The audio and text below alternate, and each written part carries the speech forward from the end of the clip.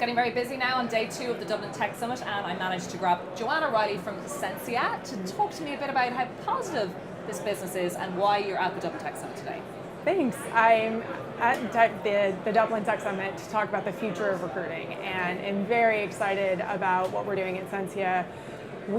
My co-founder and I, and a number of the team have spent about a decade in the talent acquisition automation space, and starting about a little over a year ago, we came up with the idea of why don't we build a technology that really inserts fairness and equality back into hiring and eliminates bias. Which sounds amazing. Thanks. Right. Okay. I am super excited.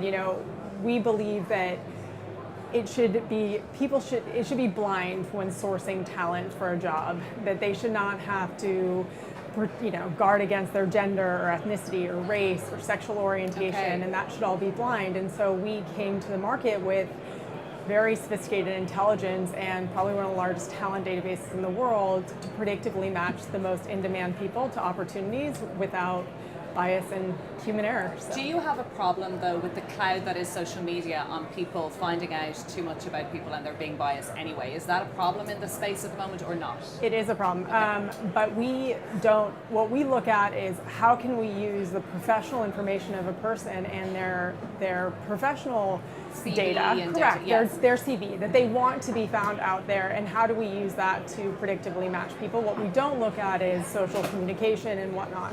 And what that does is when you blind all of a sudden recruiters or hiring managers to the pipeline that's coming inbound, all of a sudden that pool of potential candidates that can do this job, they're very diverse. Yeah. Math and science, when you put that to hiring, diverse people do jobs, and they do them really, really jobs, well. Yeah. And that actually drives a company forward. And so what's really exciting is not only do the clients that we have all of a sudden have this unbelievable success of many more people in the market that they imagine, but also higher quality people, and on top of it, more diverse people.